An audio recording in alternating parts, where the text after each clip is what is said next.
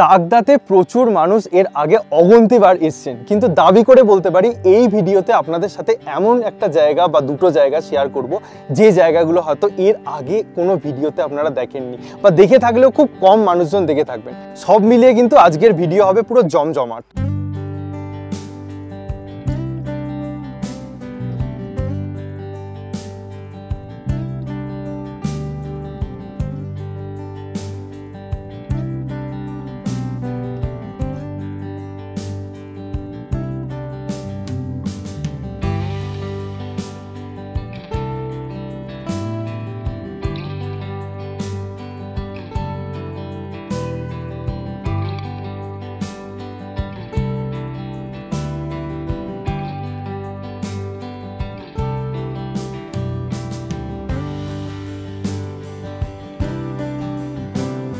নামি দামি অনেক হোমস্টে হোটেলে থাকার অভিজ্ঞতা তো শেয়ার করেইছি, তবে আজকে থাকতে চলেছি একদম হেরিটেজ বাংলোতে।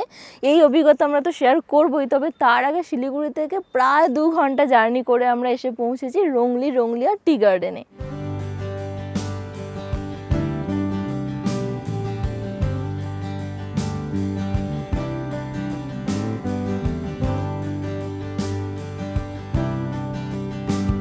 চা বাগানের পাশে রাস্তার উপরে আমরা একটা দোকানে এখন ঢুকেছি আলু মিমি খেতে। যারা এটা খাননি তারা একবার পাহাড়ে এসে এটা খেয়ে দেখবেন, দারুণ খেতে। পাহাড়ের মানুষের কাছে কিন্তু এটা খুব ফেমাস। টেস্টি আলু মিমি খাওয়ার পরে আবার আলুর চপ। রাস্তাঘাট দেখে বুঝেই গেছেন আমরা কোথায় এসে পৌঁছেছি। হ্যাঁ, বাঙালির অত্যন্ত প্রিয় একটা অফবিট জায়গা। আমরা যদিও এটাকে এখন আর অফবিট বলি না, কিন্তু অনেকের কাছেই কিন্তু এটা এখনও অফবিট হয়ে রয়েছে। এটা হচ্ছে তাকদা, আর আমরা আছি এখন এই মুহূর্তে হেরিটেজ বাংলো নাম্বার 21, যার নাম হচ্ছে উডস অ্যাট ক্যান্টনমেন্ট। তো প্রপার্টি তো ঘুরিয়ে দেখাবো, এই স্টেকেশনের এক্সপিরিয়েন্স শেয়ার করব। তার আগে চলুন, দুপুর হয়ে গেছে, আমরা এখানে লাঞ্চটা খেয়ে দেখি কেমন এখানে খাবার দাবার। প্রথমেই আছে গরম ভাত, তারপরে আছে ডিমের কারি, দেন উই হ্যাভ আলু ফুলকপি ধনে পাতা দিয়ে একটা সবজি, এখানে আছে ক্রিস্পি করলা ভাজা, এখানে আছে ডাল, পাঁপড় ভাজা, তার সাথে সুন্দর করে ডেকোরেট করা স্যালাড। তাকদাতে আসার কিন্তু আমাদের দুটো কারণ, একটা হচ্ছে এই হেরিটেজ প্রপার্টিতে থেকে একটা এক্সপিরিয়েন্স করা, তার সাথে আমাদের সাথে কিন্তু আরও দুজন মানুষ আছেন যাদের মধ্যে প্রথমবার দার্জিলিং হচ্ছে একজনের আছে, এবং প্রথমবার দার্জিলিং এলেই কিন্তু মানুষের মনে যে প্রথম জায়গাটা আছে এটা হচ্ছে তাকদা। তো আছে পায়েলের ছোট কাকু, অনেক দূর থেকে এসছে এবং দার্জিলিংয়ে প্রথমবার এসছে। এখানে লাঞ্চ কেমন লাগলো আমরা তো সবসময় বলি, এবার কাকুর মুখ থেকে শুনবো। এখানে লাঞ্চ এত সুন্দর, পরিবেশনটা খুব ভালো করেছে। এখানে খাবার দাবার একদম হাইজেনিক পদ্ধতিতে তৈরি করা আছে। আপনারা অবশ্যই আসুন, এখানে এসে অবশ্যই এর টেস্টটা আপনারা গ্রহণ করুন। কাকুর ভীষণ ভালো লেগেছে। আমাদের হিরো আছে পায়েলের ভাই, কেমন লাগলো? আমার তো প্রথম থেকেই দার্জিলিংয়ের ডাল ভাতই ফেভারিট। ডাল ভাত, হ্যাঁ ঠিক আছে। তো এরকম কিছু পাহাড় প্রেমী, এরকম ডাল ভাত প্রেমী মানুষ আছে। তো যাই হোক, লাঞ্চের পর্ব মিটলো, এবার কিন্তু আমরা পুরো প্রপার্টিটা আপনাদেরকে ঘুরিয়ে দেখাবো। 1912 সালে তৈরি হওয়া এই হেরিটেজ বিল্ডিংয়ের মেন গেট কিন্তু এটাই, বিশাল আকার। গাড়ি তো বোঝাই যাচ্ছে ভিতর পর্যন্ত চলে যায়, এবং ভিতরে পার্কিং এরিয়াও রয়েছে। গাড়ি নিয়ে এলে কিন্তু এখানেই আপনারা রাখতে পারবেন, যেমনটা রাখা রয়েছে। আর প্রথম থেকে দেখাই, এখানটা দেখুন একটা বসার জায়গা করা রয়েছে, যেটা খড়ের ছাউনি দিয়ে ওপরে টিন দেওয়া রয়েছে যাতে করে বৃষ্টি এলে কোনো অসুবিধা না হয়। তো ওখানে কিন্তু বড় গ্রুপ বা ফ্যামিলি থাকলে বসে সন্ধ্যা বা বিকালটা কাটাতে পারেন। আর তার সাথে এখানে বাচ্চাদের জন্য এবং আমাদের মতো বড়দের জন্য দোলনা করা রয়েছে। আর চারিদিকে তো ফুল গাছ এবং বিভিন্ন রকম গাছ রয়েছে, মানে এখানটা বেসিক্যালি গার্ডেন এরিয়া। তার সাথে এখানে দেখুন রং বেরঙের মাছ রাখা রয়েছে, অনেকগুলো মাছ রাখা রয়েছে। যেহেতু কদিন বৃষ্টি হচ্ছিল তাই একটু শ্যাওলা টাইপ হয়ে রয়েছে, অতটা ক্লিয়ারলি বোঝা যাচ্ছে না হয়তো ফোনে। আর তার সাথে ওদিকে দেখুন খাঁচা করা রয়েছে, একটা আমাদের কিউট খরগোশ হেঁটে চলে বেড়াচ্ছে। খরগোশটা আমাদের কথা শুনেই একটা লাফ মেরে দিল, যে বললো আমাকে কি দেখতে হয়, এই তো তোমাকেই দেখতে এসেছি একদম। আর এখানে চারিদিকেই কিন্তু বিভিন্ন রকম জায়গায় মানে সেলফি পয়েন্ট টাইপের রয়েছে, আপনারা ফটো তো তুলতে পারবেনই। আর তার সাথে যেটা দেখছেন এটাই কিন্তু ওই হেরিটেজ বাংলো, যেটা বললামই 100 বছরেরও বেশি পুরানো। তো আজকে আমরা এখানে থাকবো, একটা আলাদাই ব্যাপার। এই গার্ডেনের মধ্যেই কিন্তু এরকম একটা হাট করা রয়েছে, যেটা স্টোনের তৈরি, খুবই কোজি একটা অ্যাম্বিয়েন্স। এটা কিন্তু বসার জায়গা, খুব ইউনিক কিন্তু এটা।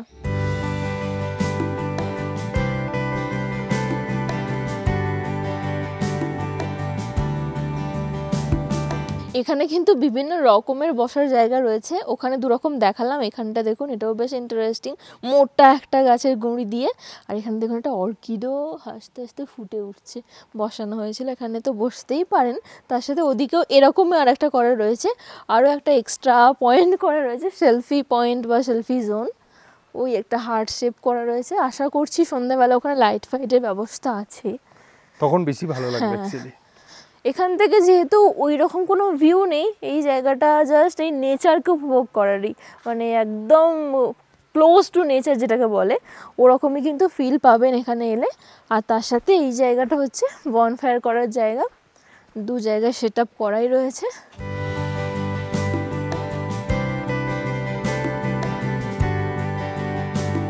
তো প্রপার্টির এক্সটেরিয়ার পার্টটা মোটামুটি একটা আইডিয়া আশা করি হয়ে গেছে। ভীষণ খোলামেলা একটা জায়গা। এবার দেখিয়ে দিই, সামনেই হচ্ছে এনাদের রিসেপশন এরিয়া।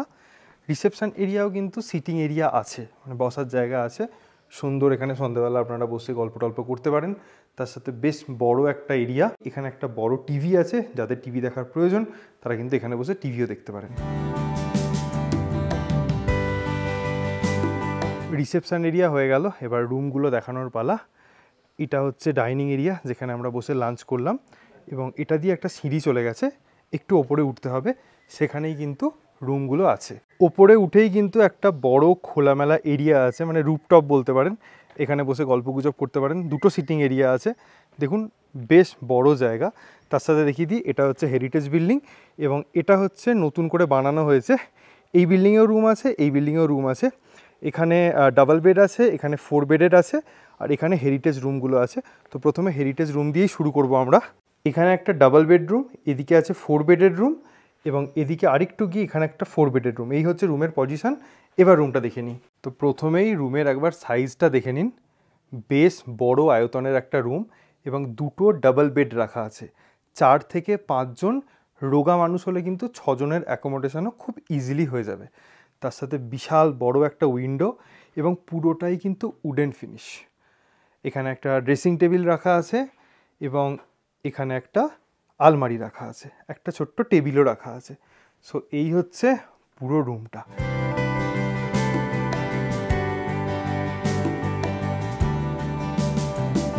তো আশা করি এই রুমের সম্বন্ধে ওভারঅল একটা আইডিয়া হয়ে গেছে। এবার ওয়াশরুমটা কিন্তু রুমের বাইরে আছে, ঠিক একদম বাইরে বেরিয়েই ডান দিকে পড়বে। ওয়েস্টার্ন টয়লেট, তার সাথে গিজারের ফেসিলিটি আছে, মিরর, বেসিন, সমস্ত কিছুই কিন্তু আছে, এবং ওয়ালটা দেখুন পুরো স্টোনের। এটা ছাড়া আরেকটা যে 4 বেডেড হেরিটেজ রুমের কথা বললাম, যেটা রোড সাইডে আছে, সেটাও একবার আপনাদেরকে দেখিয়ে দিই।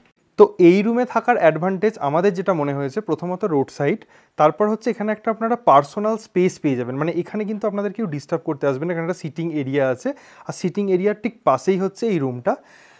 রুমগুলো না জাস্ট অসাধারণ, মানে কাছ থেকে দেখলে মনে হবে হ্যাঁ সত্যি একটা হেরিটেজ প্রপার্টিতে এসেছি। যেরকমটা দেখতে পাচ্ছেন, একটা বড় কিং সাইজ ডাবল বেড, একদম টাওয়েল থেকে শুরু করে সমস্ত অ্যামিনিটিস কিন্তু রুমের মধ্যে দেওয়া আছে।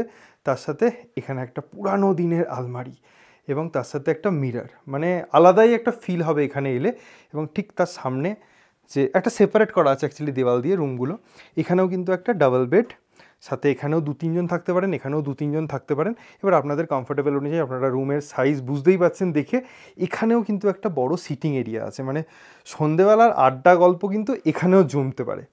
আর এই হচ্ছে এখানে একটা স্টোনের ওয়াল, আর এই হচ্ছে পুরোটাই উডেন ফিনিশ। তো রুম কিন্তু বেশ পরিষ্কার পরিচ্ছন্ন এবং মেনটেন করে রাখা হয়, যেহেতু একটা হেরিটেজ প্রপার্টি।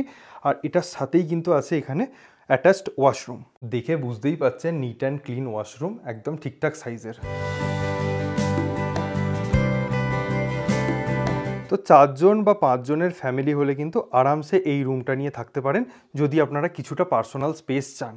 তো হেরিটেজ রুম আপনারা দেখলেন, এবার দেখুন একটা মডার্ন রুম। এটা হচ্ছে রুম নাম্বার 101, একটা ডাবল বেডেড রুম। দেখতেই পাচ্ছেন একটা কিং সাইজ বড় ডাবল বেড দেওয়া আছে, যেখানে 2 থেকে 3 জনের অ্যাকোমোডেশন হয়ে যাবে। বেডের পাশে দুটো সাইড টেবিল দেওয়া আছে, এখানেও কিন্তু টেবিল চেয়ার দেওয়া আছে, এবং রুমের সাইজ দেখে নিন, ঠিকঠাক সাইজের একটা রুম। তার সাথেই এখানে আছে অ্যাটাচড ওয়াশরুম। রুম নাম্বার 101 এবং 102 এটা কিন্তু ডাবল বেডের রুম, আর পিছনের দিকে আছে 103 এবং 4। ওপরের যে রুমগুলো আছে এগুলো 4 বেডের রুম, তার জন্য একটু সিঁড়ি দিয়ে ওপরে উঠতে হবে, জাস্ট কিছুটাই সিঁড়ি আছে। আপনাদেরকে 4 বেডের রুমটাও একবার দেখিয়ে দিই, অ্যাকচুয়ালি ওপর থেকে একটু ভিউটা ক্লিয়ার। তো এখানে হচ্ছে রুম নাম্বার 105, 106 এবং 107, তিনটে 4 বেডের রুম আছে এবং এটা হচ্ছে পুরোটাই ব্যালকানি এরিয়া। রুম নাম্বার 107টা আপনাদেরকে দেখিয়ে দিই, সাইজটা দেখুন একবার রুমের, কতটা বড় সাইজের একটা রুম। এবং এখানেও কিন্তু দুটো ডাবল বেড দেওয়া আছে, দুটোই কিং সাইজ বেড, অর্থাৎ 5 থেকে 6 জনের অ্যাকোমোডেশন কিন্তু খুব ইজিলি হয়ে যাবে। ওপরের ব্যালকানিতে বসে কীরকম ভিউ পাবেন একটু দেখিয়ে দিই। বিভিন্ন গাছগাছালি থেকে শুরু করে পাহাড়ের ভিউ তো পাবেন, আর আজকে যেহেতু ওয়েদারটা একটু খারাপ তাই এটা হচ্ছে রংলিয়া টি গার্ডেন।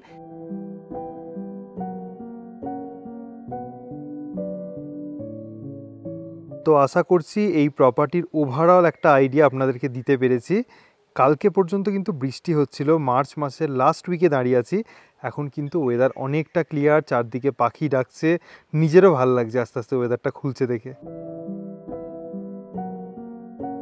আরও একটা ইন্টারেস্টিং জিনিস দেখাই, প্রপার্টির ঠিক বাইরে এই যে ওপরের জায়গাটা দেখতে পাচ্ছেন, এখানে কিন্তু আপনারা চাইলে বনফায়ার করতে পারেন। একদম জঙ্গলের মধ্যে বনফায়ার করার ফিলিংস কিন্তু আলাদা।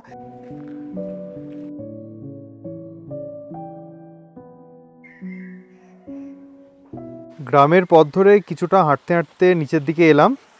এখানে একটা ছোট্ট ঝর্ণা আছে, যদিও এখন জল থাকার কথা নয়, বাট যেহেতু কয়েকদিন ধরে বৃষ্টিটা হয়েছে তাই এখানে জল পাওয়া যাচ্ছে কিছুটা। বর্ষার সময় কিন্তু এই জায়গাটা খুব ভালো লাগবে। আর এখানে অলরেডি দেখছি রোড ক্লোজড হয়ে গেছে, বাট আমার মনে আছে আগের বারে যখন আমরা তাগদা এসেছিলাম এই রাস্তা ধরে কিছুটা হেঁটে গিয়েছিলাম, বাট এখন দেখছি এই রাস্তাটা বন্ধ করে দেওয়া হয়েছে।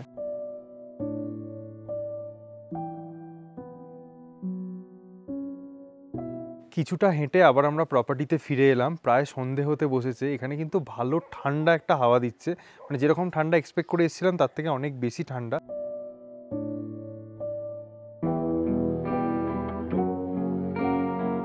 জাস্ট দু চোখ ভরে একবার দেখুন, মনে হচ্ছে দীপাবলির জন্য প্রপার্টিটাকে সাজানো হয়েছে, এত সুন্দর দেখতে লাগছে খালি চোখে। আর এখানে সন্ধ্যের অ্যাম্বিয়েন্স জাস্ট ফাটাফাটি।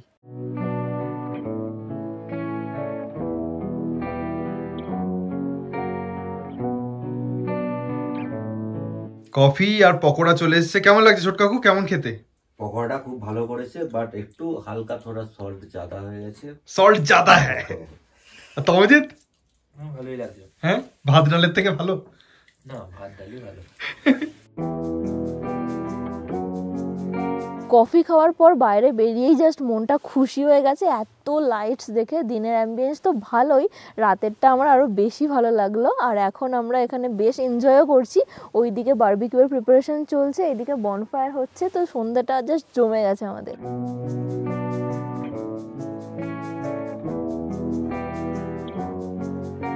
অনেকক্ষণ ধরেই চেষ্টা চরিত্র চলছে যে বনফায়ারটা হয়ে যাক, কিন্তু যেহেতু কয়েকদিন ধরে বৃষ্টি হয়েছে, কাঠগুলো ভিজে আছে, তার জন্য একটু প্রবলেম হচ্ছে।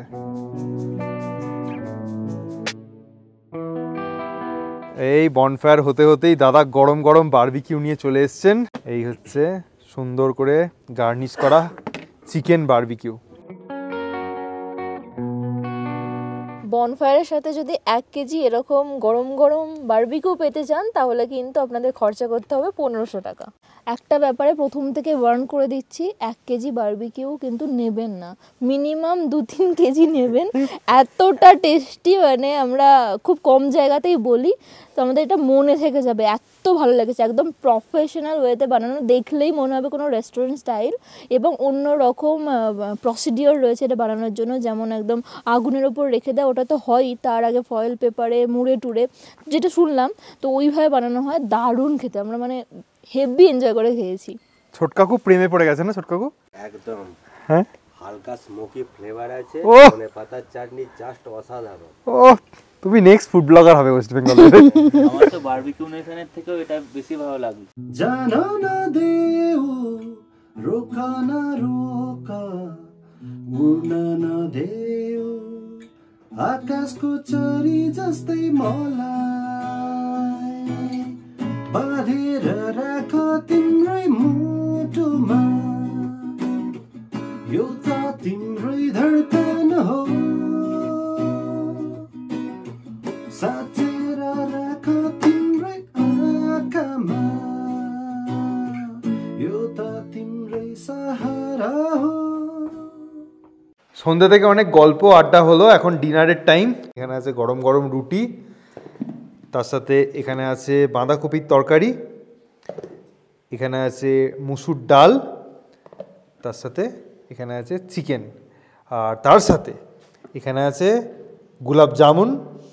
এটা হচ্ছে চিন্ডে, মানে চিন্ডে বাটা। চিন্ডে হচ্ছে একটা হার্বস এখানকার, তো ওটাকে বেটে এখানে সার্ভ করা হয়েছে। প্রত্যেকটা জিনিস জাস্ট মুখে লেগে আছে, যেটাকে বলে।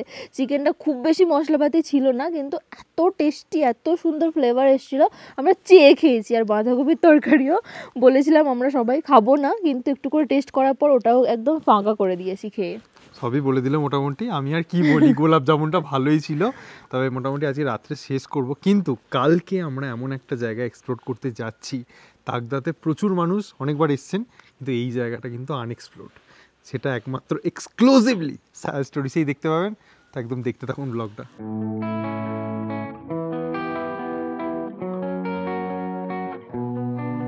যাদের ঘুম থেকে উঠেই চা বা কফি খাওয়ার অভ্যাস আছে, তাদের জন্য বলে রাখি, রুমে কিন্তু টি, কফি, মিল্ক এবং সুগারের পাউচ, তার সাথে 2 প্যাকেট বিস্কিটস রাখা থাকবে। সকালবেলা আপনাদের যখন ইচ্ছা আপনারা উঠে কিন্তু সেটা খেতে পারেন। আজকে আমাদের ব্রেকফাস্টের মেনু গরম গরম লুচি, তার সাথে আলুর তরকারি, একদম গরম ধোঁয়া উঠছে, তার সাথে এখানে আছে বয়েলড এগ। তো এখন প্রায় 10:30 বাজে, আমরা গাড়ি নিয়ে একটু ঘুরতে বেরোচ্ছি।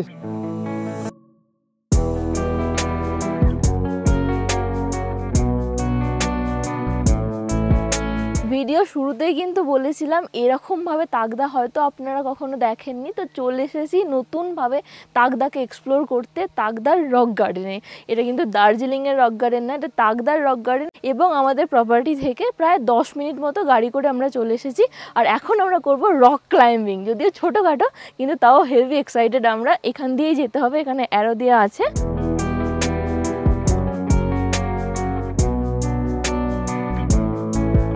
তো এই হচ্ছে আপনাদের সামনে বিশাল আকার রক, আমরা এটাকেই ক্লাইম্ব করব। এই হচ্ছে রাস্তা, কিরকম রাস্তা দেখুন।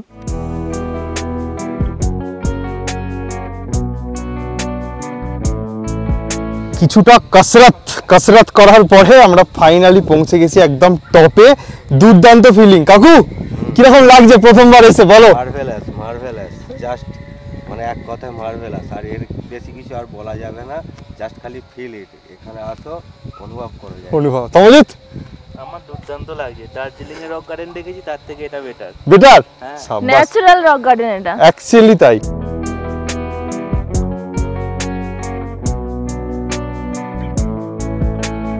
যাওয়ার আগে একটা কথা বলে দিই, এই জায়গাটা কিন্তু বেশ ঢালু। এখানে রেলিং ধরে ধরেই কিন্তু আপনাদেরকে উঠতে হবে, এবং নামার সময় কিন্তু এক্সট্রা সাবধানতা অবলম্বন করতে হবে।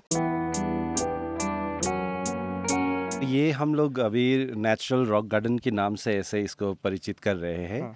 और ये ऐसे रिटन स्क्रिप्ट तो नहीं है, फिर भी जो एंसेस्टर से बोला जा रहा है।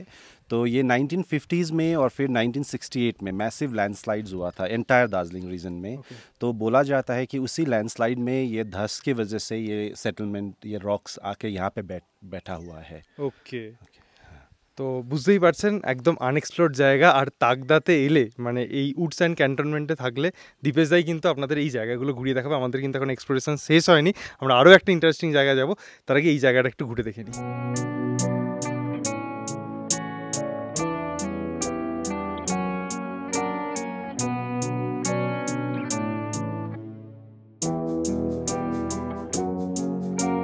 রাস্তায় কিন্তু প্রচুর পর্যটককে দেখা গেছে, কিন্তু এই সময়ে এই জায়গাটা কিন্তু একদম খালি।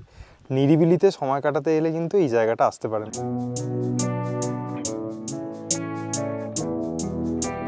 রক গার্ডেন থেকে প্রায় আধ ঘন্টা গাড়ি করে এসে আমরা পৌঁছলাম এই জায়গাটায়। এখান থেকেই কিন্তু আমরা ফলসটা দেখতে যাব।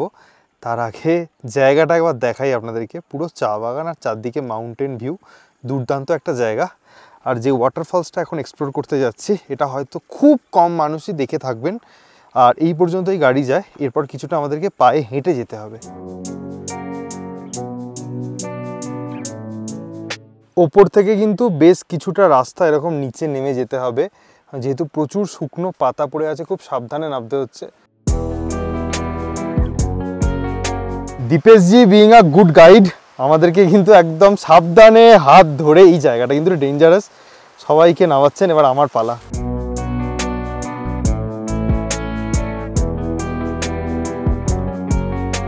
ফাইনালি আমরা পৌঁছে গেছি সেই জায়গায়, যে জায়গার কথা আপনাদেরকে প্রথম থেকে বলেছিলাম তাকদাতে এসে ইউনিক কিছু সাইট সিইংয়ের কথা বলবো। একটা অলরেডি দেখে পেরেছেন রক গার্ডেন, আর একটা হচ্ছে এই ওয়াটারফলস। এই ওয়াটারফলসের এখনও কোনো নামকরণ হয়নি, অনেকটা দেখতে দুধসাগরের মতো। যেহেতু সাহেল স্টোরিজ চ্যানেলে অফবিট নর্থ বেঙ্গলের অফবিট কিছু ট্যুরিস্ট প্লেসেস থাকে, তাই এই জায়গাটা ভাবলাম আপনাদের সামনে তুলে ধরি। খুব কম ট্যুরিস্টই হয়তো এখানে এসছেন, বা অনেকেই হয়তো জানেনই না এই জায়গাটা সম্বন্ধে। কেবলমাত্র লোকাল মানুষরাই কিন্তু এই জায়গাটা এক্সপ্লোর করেছেন। দুর্দান্ত একটা জায়গা।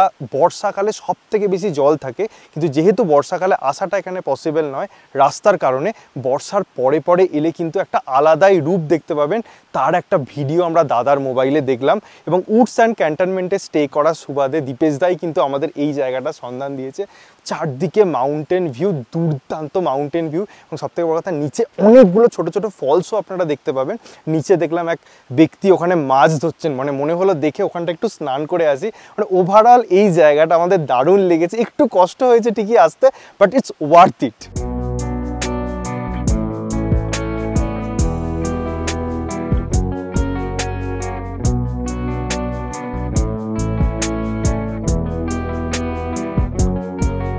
এই জায়গাটা উঠতে দম বেরিয়ে গেল, দুজনের হেল্প লাগলো। এবার আমার পালা।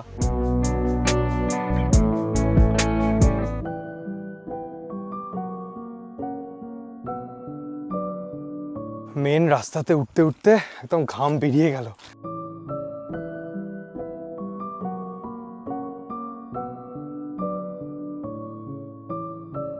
রাস্তায় যাওয়ার পথে এরকম একটা ব্রিজ পড়ে, এখানে কয়েকটা ছোট ছোট দোকান আছে। এখানে আমাদের একটু চায় ব্রেক চলছে, এখানে সিঙ্গাড়া, চা, মোমো এই সমস্ত আমরা খেলাম বেসিক্যালি।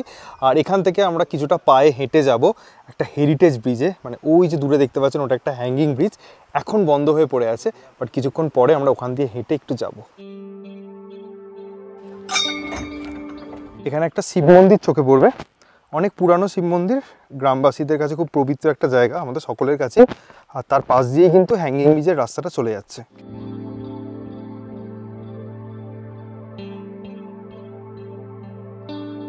হ্যাঙ্গিং ব্রিজ থেকে একটু ওপরের দিকে উঠে এসেছি। এই জায়গাটা আমাদের বেশ পছন্দ হয়েছে, মানে যারা সোশ্যাল মিডিয়া ইনফ্লুয়েন্সার বা যারা ছবি তুলতে পছন্দ করেন তারা কিন্তু এই জায়গাটা এসে কয়েকটা স্ন্যাপ নিতেই পারেন।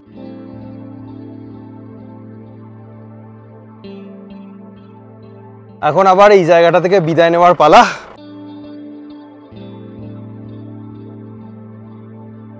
তাকদা বাজার থেকে দুটো রাস্তা ভাগ হয়ে যাচ্ছে, একটা হচ্ছে নিচের দিকে চলে যাচ্ছে, এই রাস্তাটা দিয়ে গেলে আপনারা তাকদা হসপিটাল বা এই সমস্ত কিছু পাবেন, কিন্তু এই জায়গাটা দিয়ে মানে এই রাস্তাটা দিয়ে যেতে কিন্তু আমরা রেকমেন্ড করব না, কারণ রাস্তাটা খুবই খারাপ।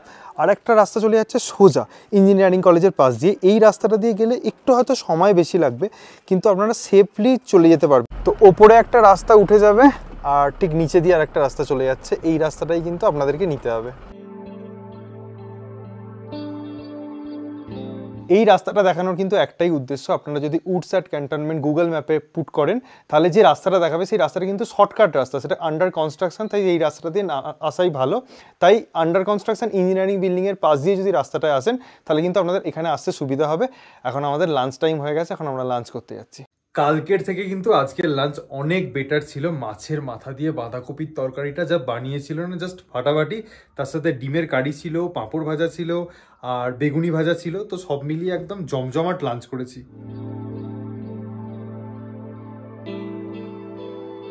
আজকে সন্ধ্যাবেলায় কিন্তু স্পেশাল স্ন্যাক্স আছে, চিকেন মোমো, তার সাথে মোমো স্পেশাল যে চাটনিটা হয় এটা দারুণ বানানো হয়।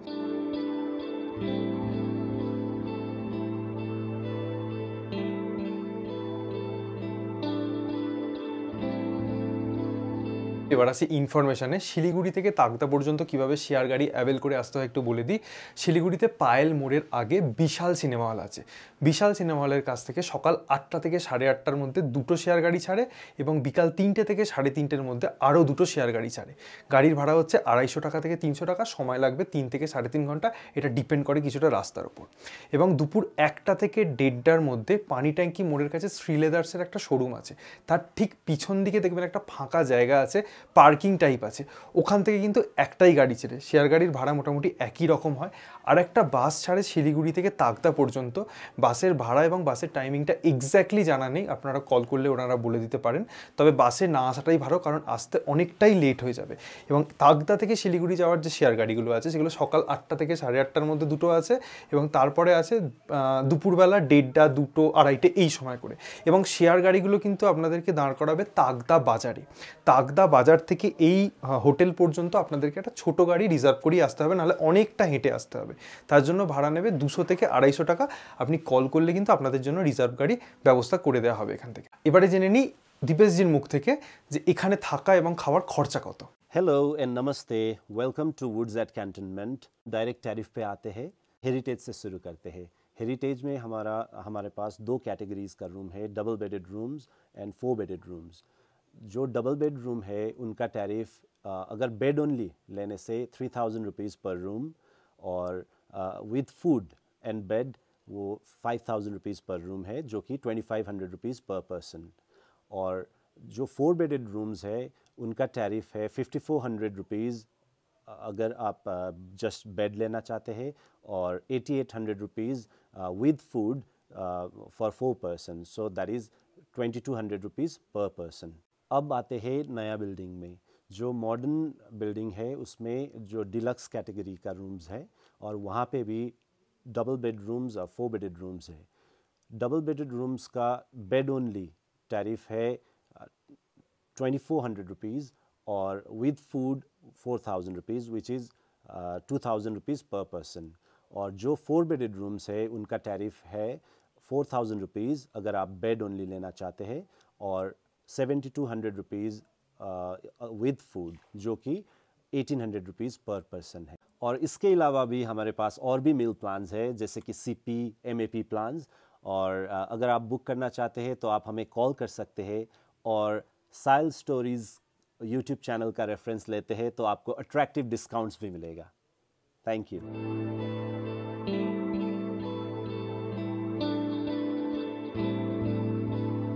ফাইনালি আমাদের ডিনার টাইম চলে এসেছে আর আমরা সবাই একসাথে ডিনার করতে বসছি। কালকের মতোই কিন্তু আজকের ডিনারটা ছিল রুটি, সবজি, ডাল, চিকেন এবং যেহেতু একটা ডেজার্ট এখানে দেওয়া হয়, কালকে যেমন গোলাপ জামুন ছিল আজকে তেমন সিমুই ছিল। ডিনারের টেস্ট কিন্তু মোটামুটি আজকে ঠিকঠাকই ছিল।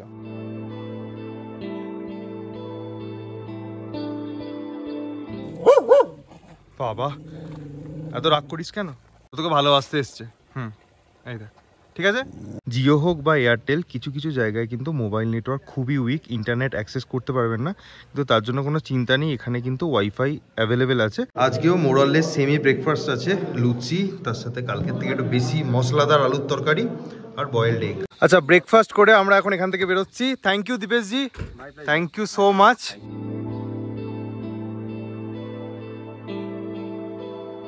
অনেকেরই খুব পরিচিত এই পয়েন্ট, গুম্বাদারা ভিউ পয়েন্ট খুব ফেমাস, আর এটা হচ্ছে পেশক টি গার্ডেন।